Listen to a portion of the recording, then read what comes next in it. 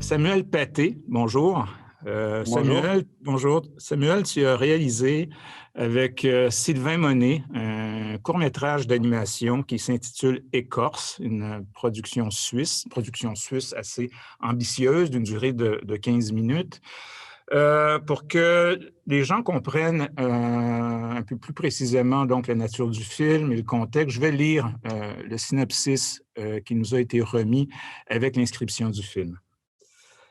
Dans un lieu caché où le temps semble suspendu, une maison de retraite dévoile sa routine quotidienne. Dessinés au crayon, les résidents prennent vie sur le papier. Chacun s'active, se repose ou se plie à l'horaire du médicament, du repas ou du jeu. Il y a quelque chose qui m'a beaucoup touché, moi, personnellement, dans le film, parce que j'ai vu mon père dans une maison comme celle-là. Je trouve que la description est très, très juste, sensible et très juste. Et j'aimerais que tu nous parles un peu de la recherche. J'ai vraiment l'impression qu'il y a eu donc un travail de recherche bien documenté dans un centre d'hébergement pour personnes âgées pour arriver à ce résultat. Est-ce que je me trompe? Non, pas du tout. Alors, l'idée vient en fait comme tu as fait l'expérience, j'en ai fait l'expérience. Ma grand-maman s'est retrouvée il y a 5 ans en EMS, enfin en maison de retraite. Et puis, lors des visites que je faisais à ma grand-mère, j'ai remarqué ce microcosme et cet habitat un peu particulier, hors du temps et un petit peu décalé de la société. Et puis, je me suis vraiment posé la question, mais ce serait génial de retenter l'expérience, de faire un portrait d'un lieu qui, je trouve, est assez encore méconnu ou on veut le méconnaître, en fait. Et puis, voilà, j'ai proposé l'idée d'en faire un court-métrage à mon ami d'études et voisin Sylvain Monet. Et puis, il a accepté et on s'est mis à la recherche d'une maison de retraite qui serait prête à nous accueillir. Et du coup, on a trouvé une maison de retraite à Fribourg où on habite, donc tout près de chez nous. Et puis, on a pu entamer en fait cette phase de recherche où on a vraiment été 2-3 fois par semaine à différents horaires dans cette maison de retraite où on pouvait marcher où on voulait, on pouvait aller où on voulait, à part bien sûr de rentrer dans les chambres des résidents. Et puis, le but, c'était de faire un récit, essayer de faire un récit non narratif, donc sans interview, sans parole, mais simplement d'être comme là, comme une petite comment dire, une mouche qui vole et qui voit cet habitat. Et puis, après une année, on a eu assez de matériel, donc de dessins, d'observations pour composer ce film. 1 an tout de Voilà. même. Oui, je pense qu'on a à peu près à 12 mois de recherche. On a laissé vraiment le temps. Je pense que c'est un film où il faut se laisser le temps de ressentir le lieu et puis de vraiment essayer de rendre ce lieu palpable.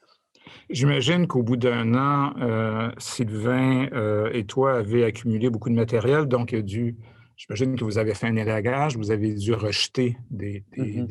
certains passages, donc il y a eu un choix à faire. Oui, bien sûr, ouais. Ouais, on avait, je sais pas moi, des milliers de croquis du lieu. Donc on a dû bien sûr, c'était d'ailleurs la phase la plus astreignante, je dirais, c'était vraiment de créer l'animatique, parce qu'on a commencé très vite à faire une animatique, donc on a un peu skippé la partie du storyboard pour passer directement à l'animatique, en sachant que voilà, on avait envie de ressentir ce temps dans le film très rapidement et de mettre du son. Et du coup, on a fait ça sans storyboard vraiment. Et puis là, on a vraiment travaillé presque aussi 7-8 mois sur seulement la création de l'animatique, Oui. avant l'animation. Juste pour vraiment ressentir ce que c'était vraiment le thème du film. Et voilà. Est-ce que l'accueil, en fait, l'arrivée au centre de retraite a été difficile, le rapport avec le personnel, avec avec les patients, avec les résidents, bon, d'autant plus que ça s'est déroulé sur un an, donc d'autant plus que Alors, le du film coup, d'animation, c'est pas comme une émission de télé. Le film d'animation, les gens sont probablement moins familiers avec une démarche comme celle-là. Donc, comment ça s'est passé? alors, je dois dire que la majorité, enfin, je dirais que tout le monde a été très curieux, je dirais. Les résidents ont été bien sûr informés de notre présence et tout, mais je dois dire que je pense que 50% des résidents ne savaient pas qu'on était là.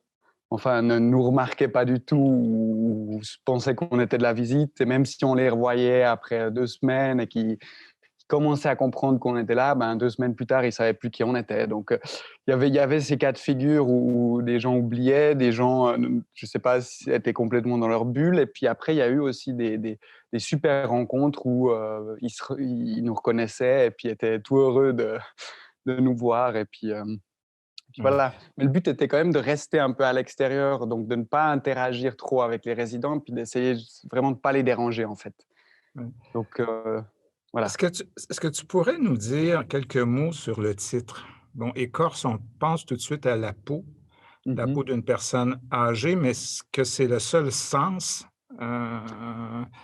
que comporte le mot écorce? Est-ce qu'il ne s'agirait pas aussi peut-être d'une protection ou alors la surface du papier?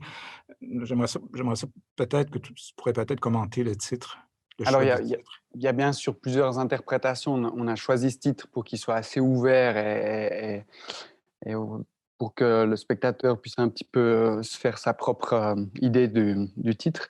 Mais je dois dire que le titre est venu surtout parce qu'il y a une forêt autour de la maison de retraite. Et c'est assez rare, je pense, au milieu d'une ville, d'avoir la forêt autour. Et puis, donc, cette forêt, elle s'appelle le Bois des Morts. Donc, c'est assez drôle, mais c'est le Bois des Morts. Et C'est on drôle et a c'est été, pas en fait, drôle. non, c'est pas drôle, mais c'était intéressant, je trouvais, juste, c'est des clins d'œil comme ça qui étaient, où on s'est dit, ouais, il faut mettre ça dans le film. Et puis, on trouvait que cette forêt avait un symbole tellement immuable, tellement vivant, à la fois un cycle perpétuel. Et puis, c'est venu aussi d'un dessin qu'on a fait, donc, de ce travelling sur la peau, qui est en fait une écorce. Euh, c'est venu de là, en fait, le titre est venu de là. Et on s'est dit, waouh, c'est magnifique ce chemin de vie où ces veines, ces plis, ces rides Mhm. qui représentent le chemin de vie et la vie. Voilà, donc on trouvait le parallèle entre l'arbre et la personne Mhm. assez beau. Mais après, bien sûr, il y a plein d'interprétations possibles et imaginables. Tu avais remporté le prix de la compétition étudiante des sommets il y a quelques années avec ton court-métrage de fin d'études à Lucerne, Mhm. Travelogue Tel Aviv. De toute évidence, il y a une continuité graphique et conceptuelle entre Travelogue et Écorce. On reconnaît tout à fait ton style, la façon aussi, par exemple, de montrer à l'écran les marges décaillées sur lesquelles tu écris. Pourtant, le film est une co-réalisation Mhm. dont ton collègue s'appelle Sylvain Monet. Alors, comment s'est passé donc cette complémentarité de talent entre vous deux? Je te pose la question parce que malheureusement, je ne connais pas très bien le travail de Sylvain. Alors, c'est aux études qu'on s'est rencontrés, puis on a vite remarqué qu'on avait quand même beaucoup de points communs, surtout de ce qui nous inspire, de ce qu'on a envie de rechercher dans le dessin, et bien sûr le dessin d'observation. Et puis, on a fait plusieurs projets pendant les études ensemble qui se sont très bien déroulés. Et puis, pour mon premier film, je me suis dit, bon, bah, j'ai bien envie de retravailler avec Sylvain et puis de retester un petit peu cette manière de travailler, de recherche, de dessin d'observation, et puis ensuite de création du film. Donc, de ne pas avoir un script déterminé à l'avance et puis de simplement de se laisser aller sur une expérience et puis de voir ce qui en sort. Et ça, on l'avait déjà testé aussi aux études. Et puis, je me suis dit, bon, ben, il est aussi à Fribourg, il faut qu'on le fasse ensemble. Pour, Et ça s'est conclu- très bien passé. pour conclure, Samuel, quelques mots sur le son. Est-ce que c'est du son direct qu'on entend dans le film? Alors, oui, il nous était très important de garder vraiment ou d'être au plus proche possible du son qu'on a vécu là-bas.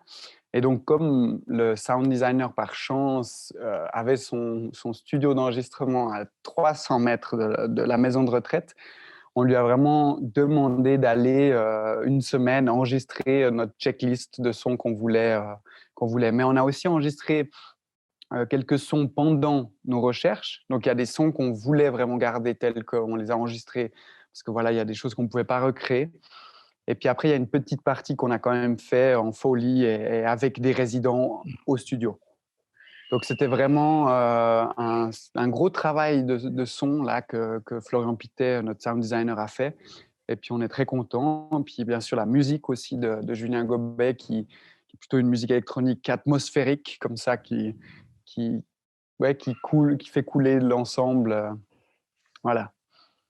Merci beaucoup, Samuel, pour cette discussion très intéressante. Votre film est magnifique. J'espère, je lui souhaite une grande carrière en raison de son humanité. Donc, au plaisir de pouvoir vous accueillir tous les deux dans un avenir rapproché à Montréal.